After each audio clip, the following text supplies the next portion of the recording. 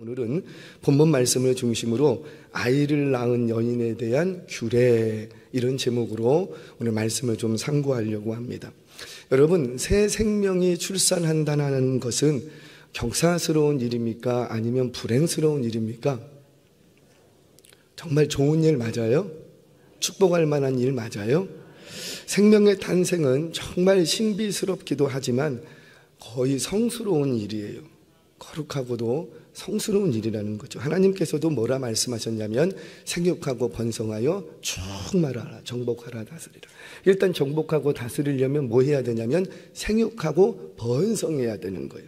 그래서 이 명령을 주실 때는 다분히 가정, 그러니까 부부간의 관계, 가정을 통해서, 결혼이라는 것을 통해서 반드시 출산이라는 과정을 통해서 인류가 번성하도록 계획하신 거예요. 따라서 생명이 잉태되고 출산하는 것은 하나님께서 가장 기뻐하는 일이고 복된 일인 줄로 믿습니다. 그러니까 기회 주시는 대로 아이는 많이 낳아야 될까요? 가려 낳아야 될까요? 그래요, 많이 낳으셔야 됩니다. 자, 그런데 오늘은 이 본문 말씀에서 뭐라고 말하냐면 하나님께서 하신 말씀이거든요. 출산한 여인은 부정하다. 부정하다라는 것은 좋은 거예요? 나쁜 거예요?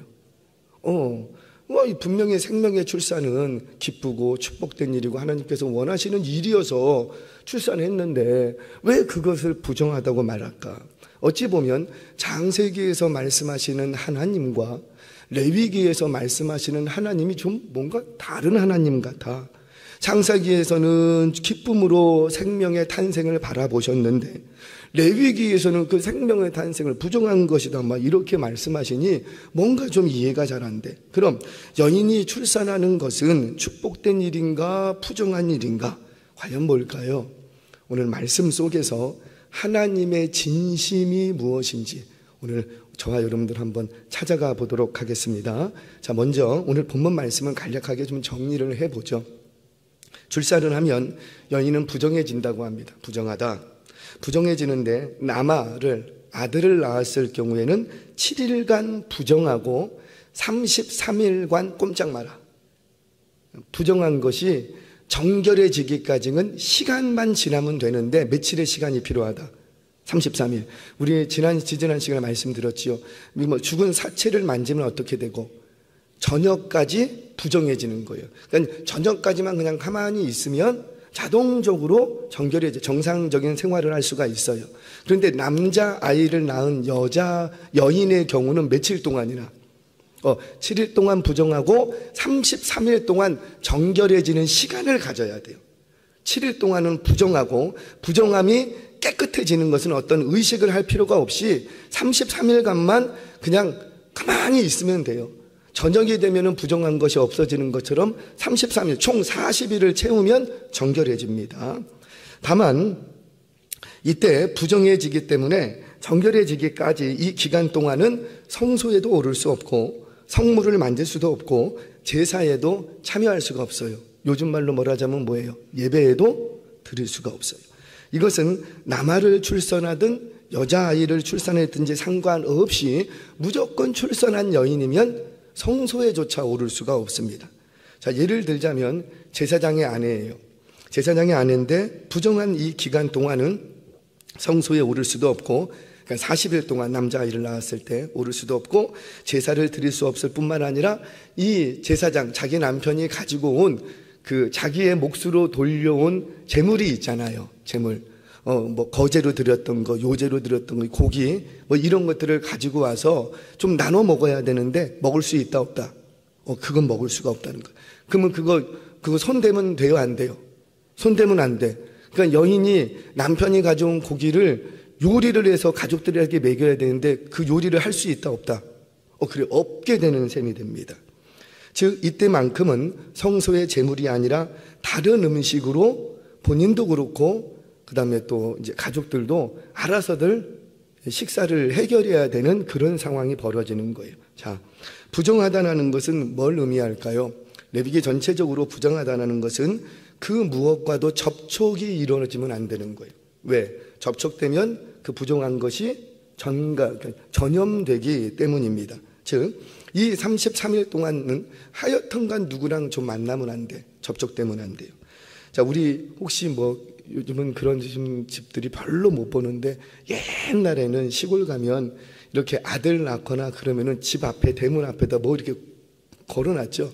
고추를 이렇게 꼬아서 이렇게 걸어놨습니다. 그거 걸어놓은 집이면은 동네에서 어떻게 생각해요? 아, 저 집은 애를 낳구나. 그러니까 그 집에 들어가면 된다 안 된다.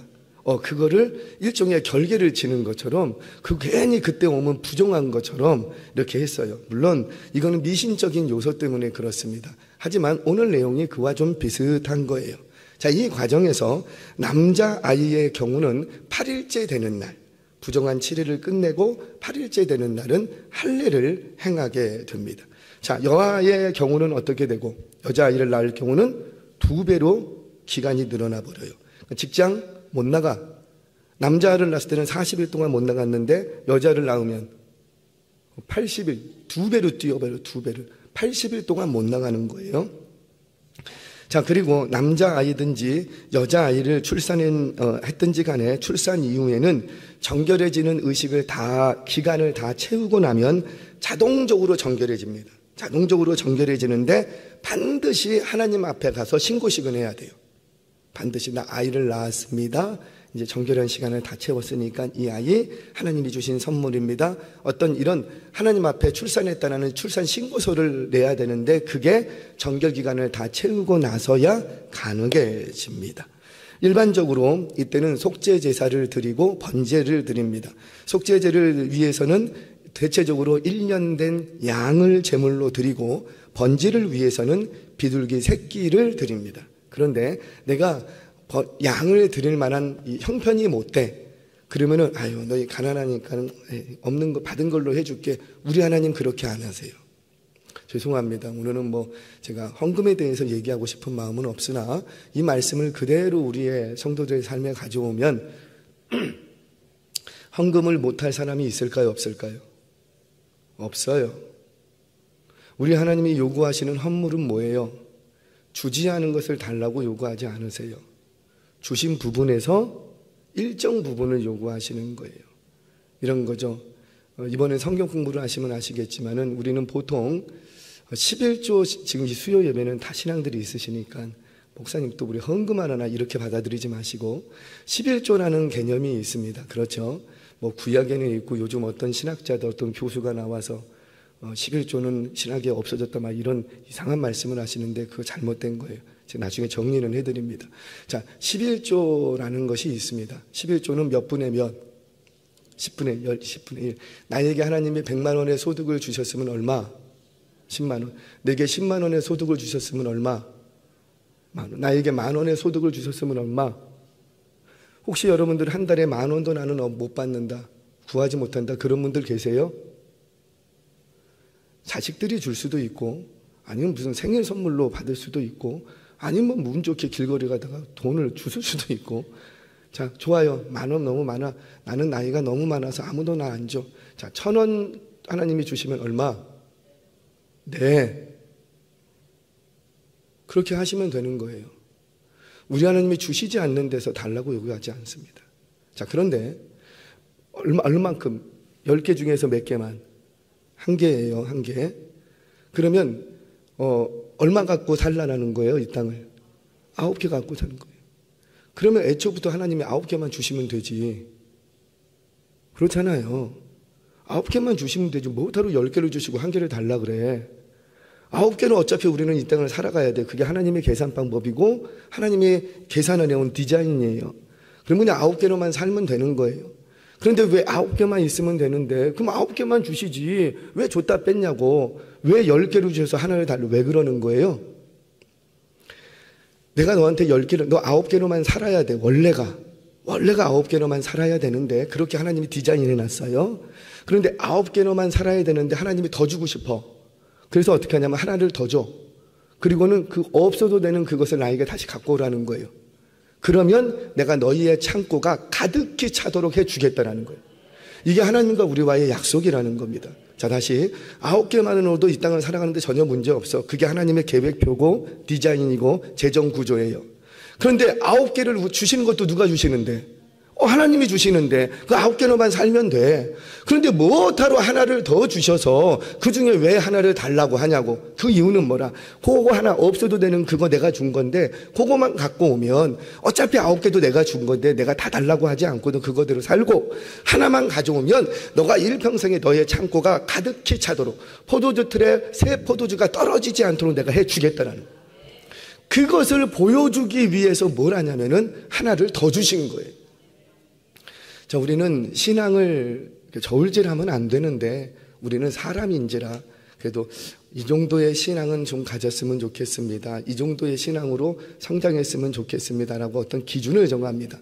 그 기준을 정할 때 한 가지가 뭐냐면 우리는 소위 11조 신앙, 이런 말 들어보셨어요? 11조 신앙은 어떤 신앙? 11조 신앙은 어떤 신앙이에요? 죄송해요. 성도라면 기본이에요. 제가 아주 명확하게 얘기를 하겠습니다. 돌려 말하는 걸 좀 싫어해서. 주일헌금을 드리는 게 있고, 예를 들어서 감사헌금도 드립니다. 주일헌금 드리는 신앙이 귀한 신앙일까요? 11조 드리는 신앙이 귀한 신앙일까요? 그러실 줄 알았어요. 11조는 아까 뭐라 그랬어요? 기본, 성경에서는 11조, 구약에서는 첫 번째 말하는 게 11조예요. 첫 것 하나. 그러니까 11조는 기본, 11조를 하고, 그리고 본인의 감동을 따라서 감사헌금도 하고, 주일헌금도 하고, 성경헌금도 하고, 물론 금액적으로 보면 11조가 클 수 있어요. 주일헌금이 작을 수 있어요. 그런데 우리는 주일헌금을 하면은 신앙이 있다. 그리고 이 신앙이 점점 자라서 11조까지 하는 신앙으로 가야 된다. 우리는 이렇게 생각을 하지만 성경이 말하는 말은 뭐냐면 너는 내 거, 내 백성 됐으면 11조는 기본 거기서부터 시작한다니까요. 우리는 주일헌금부터 시작해서 11조까지 올라가는 신앙을 기대하는데 그게 아니라 11조가 기본, 11조로부터 주일헌금도 하고 감사헌금도 하고 선교할 수 있으면 선교헌금도 작정하신 대로 하시고, 제가 이거 나중에 성경 공부에서 다 풀어드릴 거예요. 정말인지 아닌지. 성경에서는 구약에서 가장 먼저 나오는 10의 1조, 첫 것, 그거밖에 없어요. 근데 이것이 점점 확장이 됩니다. 확장이 돼서 10의 2조를 얘기하고 10의 3조를 얘기하고, 나중에 느헤미야 시 포로에서 돌아오게 되면 하나님이 말씀하지 않았던 것까지 막 다 갖고 와. 막 성소에 나무, 제사를 드리려면 뭐가 필요해요? 불이 꺼지면 안 되잖아요. 그럼 불을 뭘로 피워요? 나무. 그러니까 나무가 떨어지지 않도록 다 갖고 옵니다. 우리 하나님이 나무 떨어지지 않게 하라 이런 말씀 하지 않았어요. 그런데 나무가 떨어지지 않도록 이 포로에서 돌아온 백성들이 해마다 나무를 막 갖고 와. 여러분, 이스라엘 땅에서는 나무가 많아요? 돌이 많아요?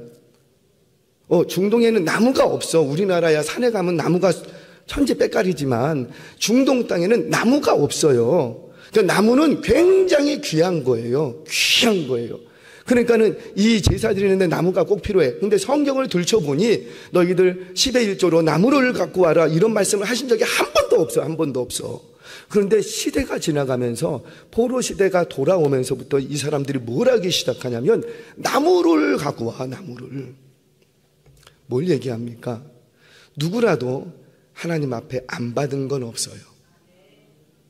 우리 하나님이 원하시는 건 받은 거에서 10개 중 하나. 그리고 너에게 조금 더 은혜가 있고 감사가 있다면, 깨닫는 바가 있다면 조금 더. 이제 그것이 나중에 신약에 들어오면 확장이 됩니다. 그래서 확장이 돼서 신앙에서는 뭐라고 말하냐면 연보, 이렇게. 연보는 뭐예요? 11조도 하고 교회를 위해서 자기 교회를 위해서 다 해. 다 하는 재정적인 걸 다 감당하고 또 모두 해요. 다른 교회의 어려움을 위해서 또 비축을 또 해놓는데 이게 연보라는 개념입니다. 사랑하는 여러분, 하나님이 안 주신 건 없습니다. 그런데 우리 하나님이 원하시는 건 뭐라? 그 주신 것 중에 일부라는 거예요. 일부. 자, 여하튼 간에 너무너무 가난합니다. 내가 지금 아이를 낳고, 아이도 하나님이 주셨는데 이 아이를 낳고 정결 기간을 다 채운 후에 이제 하나님이 올라가서 나 출산했습니다 라고 신고식을 해야 되는데 보통은 양 한 마리를 가지고 올라가야지 돼. 그런데 우리 집이 너무너무 가난해. 그럴 때는 어떻게 하고? 비둘기 한 쌍을 가지고 옵니다. 비둘기 한 쌍. 산비둘기 한 쌍을 가지고 와서 속죄제물 양의 것으로 대신하고, 번제를 위하여서 집비둘기 2마리 한 쌍을 가지고 와서 또 그 비둘기로 이제 제사를 드리려는 거예요. 그러니까 우리 하나님은 하나님 앞에 나아갈 때, 죄송해요, 정말 죄송합니다, 목사님들이라 말 안 할 수가 없어요. 반드시 하나님 앞에 드릴 예물을 가지고 와야 되는 거예요. 가지고 와야 되는 거예요. 자, 오늘 주제는 그거는 아니었으나, 자, 이렇게 이제 아무리 가난해도 출산을 하고 나면은 비둘기라도 가지고 와서 출산 신고를 합니다. 누가복음을 보면 예수님이 출생을 하셨어요. 그러니까 마리아가 어떻게 합니까? 40일이라는 정결, 누가복음을 보시면 2장을 보시면 이 정결 기간 40일을 다 채웁니다. 다 채우고 이제 올라가요. 올라갈 때 뭘 갖고 올라가냐면 비둘기 한 쌍을 가지고 올라갔다. 누가복음 2장에서 그렇게 얘기하십니다. 그러면 이 예수님의 가정은 가난한 거예요? 아니면 그럭저럭 살만한 거예요? 엄청 가난한 거예요. 엄청 가난한. 그래서 많은 학자들이 우리 예수님은 목수의 아들이었다 이렇게 말하지만, 사실 목수의 아들이라고 말하기보다는 정확하게 본다면 석수의 아들일 가능성이 높아요. 왜냐하면 갈릴리 이쪽은 돌이 많이 납니다. 그래서 돌쟁이들이 많이 사는 곳이에요. 아까도 얘기했지만 나무는 귀해요. 귀한 것을 다루는 사람들은 특별한 기술이 있어야지 되기 때문에 굉장히 그 노동력의 가치가 높습니다. 하지만 돌은 흔해요. 아무나 만질 수 있어요. 그러니 그 노동력의 평가는 어떨까요? 가치는 굉장히 낮는 거예요. 그래서 헤블라말에도 테크톤이라는 말을 쓰는데, 테크톤이라는 말은 건축과 관련돼서 돌쟁이를 뜻하는 단어입니다. 하지만 우리나라에서는 보편적으로 누구의 아들이라, 그냥 목수의 아들이다, 보편적으로 그렇게 알려져 있어요. 여튼 목수의 아들이든 석수의 아들이든 우리 예수님의 가정은 가난해도 엄청 가난한 가정이었다는 거예요. 자, 그렇다면 우리 이 내용을 정리했으면 질문할 수 있겠죠. 왜 남자아이를 출산할 때와 여자아이를 출산할 때 정결 규례가 왜 이렇게 많이 차이 나냐? 왜 이렇게 차이 날까요? 남자아이를 낳을 때는 40일 동안 정결 기간을 가져야 되고, 여자아이를 때는 80일 동안 정결 기간을 가져야 돼. 왜 그런 거예요?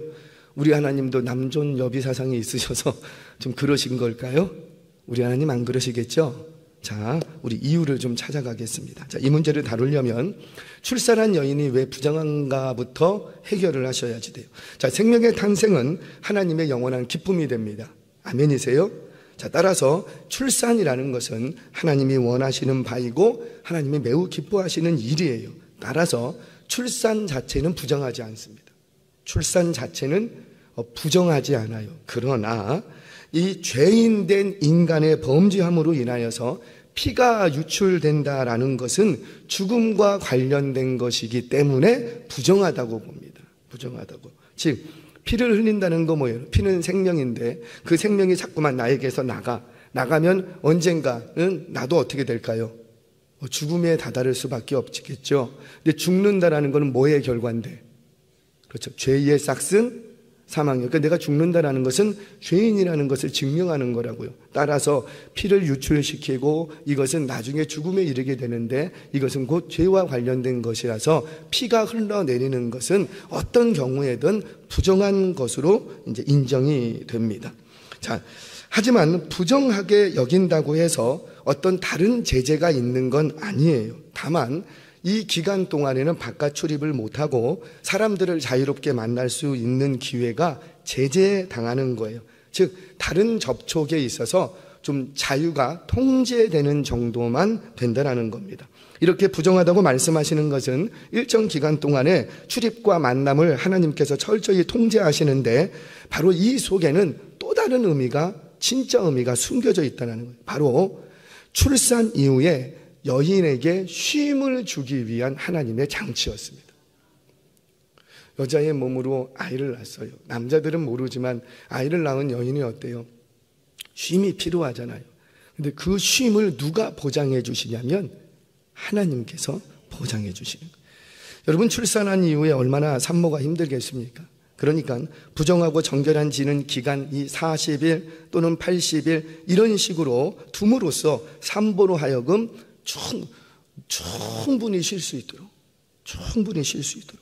또한 약해진 산모가 외부와의 접촉으로 인해서 행여나 다른 질병에 노출되지 않도록 엄마를 보호해주기 위한 어떤 최소한의 조치였다라는 거죠. 요즘도 출산한 산모, 옛날에는 출산했다 그러면 그 저녁에 바로 갔거든요. 신방하러. 저 전도사 때부터 출산 신방을 다녔는데 바로 갔어요. 근데 요즘은 어떻게 해요? 오지 말래, 오지 말고 오지도 못하게 해요. 그래서 아예 전혀 얘기하겠습니다. 그래서 제가 산후조리원이나 이런 데 가지를 못해요. 그러니 혹시 출산하신 분들은 조리원에 계시다가 집으로 오시면, 집에 오셔서 어느 정도 한 주간 정도 지내신 다음에 마음의 준비가 되시다면 출산 신방을 꼭 받으시기를 바랍니다. 나는 출산 안 할 거라 이거죠. 그래, 출산 나중에 얘기해 주시라. 그거 얘기해 주시라. 자, 그래요. 그렇게 어떤 면회도 안 되고 접촉도 안 돼요. 이때는 산모가 아니 아이를 낳았어. 이 아이가 하나님이 주셨는데 얼마나 하나님 앞에 감사하고 싶어. 그런데 그 감사하는 마음이 있다고 막 올라가면 돼요, 안 돼요? 안 된대요. 예배의 자리에도 오는 거 안 된대요. 자, 이것은 하나님 앞에 나아가는 것을 막는 것이라기보다는 제사 드리는 것도 중요하지만 출산 이후에 뭐부터 챙기라는 거예요? 몸과 마음부터 좀 챙기라는 거예요. 그리고 일정 기간 아이가 면역력이 길러지고 산모도 힘이 생기면 그때 감사하는 마음으로 올라와서 제사를 드리면 된다는 거예요. 요즘 제가 얼마 전에도 이제 이런 질문을 하나 받은 적이 있어요. 목사님, 출산한 여인이 아이를 데리고 교회에 와서 예배를 드리고 싶은데 언제 오면 좋습니까? 이런 질문을 하시더라고요. 아이 낳은 지 며칠 후에 예배 드리러 오면 좋을까요? 여러분들은 어떻게 하셨습니까? 8일? 100일? 100일. 그래요. 근데 100일은 어디서 나온 거죠? 성경에도 없는데. 100일이 됐던, 80일이 됐던, 50일이 됐던, 30일이 됐던, 저는 그렇게 말씀을 드리고 싶습니다.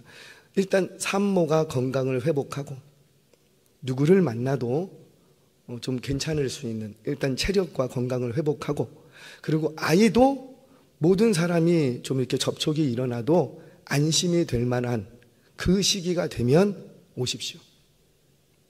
그래야 시험에도 안 들고 서로 힘들지도 않아요. 그때쯤 되면. 그래서 그 날짜는 사람마다 좀 다를 수 있고 아이나 엄마의 건강의 상태에 따라 조금씩 다를 수가 있겠죠. 그리고 믿음에 따라서도 조금씩 다를 수가 있어요. 그러니까 그것은 본인에게 맡겨드립니다. 내일 새벽에 얘기할 건데 그것은 본인에게, 하나님께서 말씀하지 않으세요. 본인에게 맡겨드립니다. 다만 중요한 건 뭐냐면 그렇다고 해서 1년, 2년 동안 집에만 있으면 돼요, 안 돼요? 그거는 안 되는 거예요. 그거는 충분히 회복이 됐고 아이도 아장아장 뛰면서 유치원도 보내고 뭐 어린이집도 가는데 나는 아이의 건강을 위해서 예배드리고 뭐 이거는 말이 안 되는 거예요. 안 되는 거예요. 자, 여하튼 간에 이렇게 본다면 부정하다라는 말은 우리가 생각하는 것처럼 그런 부정한 의미가 아니라는 거죠. 자, 이러한 하나님의 마음을 이해한다면 두 번째 문제는 쉽게 풀립니다. 왜 남자아이를 남아를 출산할 때와 여아를 출산할 때의 정결기간이 다를까? 왜 그럴까요? 가부장적인 이런 어떤 차별일까요? 그렇지 않아도 아들을 못 낳아서 심기가 불편한데 우리 하나님 이런 것으로 또 차별까지, 당신 앞에 예배도 못 나오게 하고 말이야, 하나님 앞에서 위로받고 싶은데 막 그런 거예요? 그게 아닙니다. 우선 남아를 출산하고 여아를 출산할 경우에 7일이나 14일 부정하다라는, 이건 부정한 기간이에요. 부정한 기간이고 나머지 33일, 66일은 산혈이 깨끗해지는 기간. 그러니까 부정하다라는 개념보다 산혈이 깨끗해지는, 이 말은 곧 뭐냐면 몸이 다시 정상적으로 건강해지는 기간, 그 기간을 말하는 거, 이런 거죠. 사실 저희 아내도, 아마 많은 분들이 그랬죠. 저희 아내도 출산하고 바로 이제 출근을 해야 되는 상황이었어요. 그때는 뭐 출산휴가 그런 게 어디 있어, 그런 거 없잖아요. 그냥 일단 먹고 살아야 돼. 안 나가면은 뭐 잘려버리는 시기인데 어떻게 해요? 그러니까 아이 낳고 그냥 시어머니나 뭐 어머니가 와서 좀 돌봐주면 감사하고, 아니면 옛날에는 어떻게 했어요? 애 뭐 묶어놓고 뭐 가기도 하고, 그렇게 이제 직장으로 출근을 했어야지 됐어요. 그랬기 때문에 사실 저희 아내도 이제 산후조리 같은 거를 전혀 못했습니다. 제가 그때 그랬죠. 나중에 시켜줄게. 거짓말이었지만 그랬어요. 그리고 그때 어른들이 그러더라고요. 위로의 말씀을 주셔. 둘째 낳으면 몸이 건강해진대. 첫째 낳았을 때 망가졌던 몸이 둘째 낳으면 정상이 된대. 진짜 그래요? 말도 안 되는 소리예요.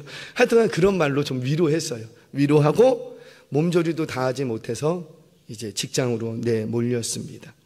하지만 벌써 수천 년 전이에요. 수천 년 전에 우리 하나님께서는 이 아이를 낳은 여인을 사회보장제도로 딱 보호해 주셨습니다. 요즘 출산 장려를 위해서 경제적인 형편이 어려우신 분들에게 사료조리할 수 있도록 어떤 국가적인 지원하는 프로그램이 있지요. 또 직장에서도 이렇게 육아휴직 이런 것을 할 수 있잖아요. 그런데 그렇다고 해서 눈치가 안 보이나요? 보이죠. 또 이거 하고 나면은 이 기간 채우고 나면은 일주일, 2주일 하고 나면 나머지는 또 어떻게 해야 되나 더 큰 걱정이 막 밀려올 때도 있고. 그런데 이 하나님께서는 아무리 가난한 집이라 할지라도, 아무리 어려운 집이라 할지라도 사회보장제도를 통하여서 가난한 집의 산모일지라도 아이를 출산하고 나면 일단 최소한 40일 또는 80일 동안 아무 일도 하지 않고 주는 밥 그냥 먹을 수 있도록 해 주셨다는 거예요. 우리 집은 가정이 형편이 어려우니까 일하러 나가야 돼, 이런 말이 나오지 않도록, 아이 낳았으면 그 정도 됐으면 남편 밥도 차려줘야 되는 거 아니야? 이런 말 나오지 않도록 절대 나오지 않도록. 너는 남자를 낳을 때는 며칠 동안 40일 동안 꼼짝마. 남편들도 어때요? 내 밥은 내가 해서 먹을게, 다른 애들 내가 밥 해줄게, 설거지 내가 할게. 아내는 아무것도 하지 마. 만약에 여자아이를 낳았으면 며칠 동안? 80일 동안. 그러면 남자아이를 낳으면 좋을까요? 여자아이를 낳으면 좋을까요? 근데 옛날에는 여자아이 낳으면 어땠어요? 시어부모님들이 구박했어요. 고대에는 어땠을까요? 고대에는 여자를 물건 취급했습니다. 그렇기 때문에 여자아이를 낳으면 이거는 차라리 죽는 게 나아. 너는 그 흔한 남자도 아이도 못 낳냐? 그러면서 온통 집안에서 딸 낳았다고 막 뭐라고 그러는 거예요. 그런데 그때 우리 하나님이 어떻게 하십니까? 80일 동안은 이 여자 건드리지 마. 그러니까 남자아이를 낳았을 때는 어때요? 기쁨이 있어. 그래서 어깨에 뽕도 들어가고 이런데 그때는 며칠 동안만, 40일 동안. 그러니까 여자아이를 낳았을 때도 40일 동안 있어도 괜찮아. 그런데 하나님의 80일 동안 보호하시는 이유가 뭐예요? 딸아이를 낳은 것 때문에 사회적으로 어떤 부모님께, 어떤 주위에 어떤 가슴 아픈 말을 들을까봐, 또는 자신도 아들 낳고 싶었는데 딸을 낳고 나니 마음이 좀 울적하고 우울증까지 올 수도 있고, 근데 그 옆에 와서 누가 막 무슨 말 해봐요. 그럼 어떻게 되겠습니까? 그러니까 하나님께서는 딸 아이를 낳은 것 때문에 도리어 아들을 낳을 때보다 훨씬 더 많이 보호해 주시는 거예요. 어떻습니까? 저는 개인적으로 하나님의 법이 현대 국가의 사회보장 제도에 잘 좀 정착이 되었으면 좋겠습니다. 사회에서도 한 출산한 이후에 출산휴가를 쓰고 안 쓰고 막 눈치 보이고 그럴 거 없이 무조건 아이 낳으면 그냥 무조건 쉬어야 돼. 쉬는데 월급은 다 나오고, 쉬는데 보너스 다 나오고. 할렐루야. 이게 진짜지. 이게 1년 동안 육아휴직, 그것도 감사한데, 이거 눈치 보면서 써먹고 안 써먹고 할 필요가 없이 무조건 쉬어야 되는 거예요, 무조건. 이게 뭐예요? 하나님이 약자를 보호하시는 하나님 아버지의 마음이었던 겁니다. 우리 주변에 약한 자들이 있지요. 그 약한 자들을 하나님께서는 이 모양 저 모양으로 보호해 주십니다. 나중에 가면은 월경한 여인에 대한 규례도 있습니다. 월경한 여인에게는 절대 남자가 옆에 있으면 안 돼. 거기에 대한 이유가 있어. 부정하다 그러면서 절대로 사람 못 만나게 해요. 그 월경한 여인이 앉았던 자리도 부정하고 만졌던 것도 다 부정하고, 하여튼간 사회적으로 월경하는 여인은 다 부정하다고 딱 해버려. 왜 그럴까? 그 여인이 진짜 부정해서 그런 것이 아니라 그때만큼은 우리 하나님이 더 보호해 주기 위해서였던 거예요. 왜냐하면은 이게 성범 문제가 언제 많이 일어나면 월경 때 많이 일어난다고 합니다. 그때는 임신할 수는 없잖아요. 그러다 보니까는 월경을 틈타서 고대에 있는 남자들이 자신의 정욕을 채워버리는 거예요. 그러니까 하나님께서 어떻게 해요? 그렇게 해버리면 누가 이거 했는지는 몰라. 그리고 마음껏 자신의 못된 남자들이 자신의 이 정욕만 채워버려. 그러니까 우리 하나님이 그걸 너무 잘하시니까 어떻게 해요? 월경 때는 아무도 건드리지 못하도록 이 여인을 딱 보호해 주십니다. 이게 바로 약자를 향하신 하나님 아버지의 마음이었던 거예요. 우리 말씀을 정리하겠습니다. 하나님께서는 새 생명의 출생을 굉장히 기뻐하시고 귀하게 여기십니다. 특별히 아이를 낳은 산모는 더 귀하게 여기는 거예요. 우리가 이 사실을 안다면 우리 엄마들을 귀하게 여겨주시기 바랍니다. 우리 남편들은 엄마 나를 위해서 출산의 고통을 겪었다고요. 우리 집안을 위해서 피를 흘렸다고요. 그러니 엄마들을 귀하게 여기고 엄마들을 존귀하고 엄마들을 잘 보호해 줄 수 있는 그런 가정과 그런 사회가 되기를 바랍니다. 이 정결법은 이 아기 엄마들을 뛰어넘어서 절대 약자들을 보호하시려고 하는 하나님의 마음이셨다고요. 이 본질적인 의미를 깨닫는다면 우리도 어때야 될까요? 우리 이 사회에 절대 약자들이 있거든요. 그것이 가난하든 아니면 장애를 입었든 아니면 연로하시든 아니면 누가 돌보시는 분이 안 계시든 절대 약자가 있어요.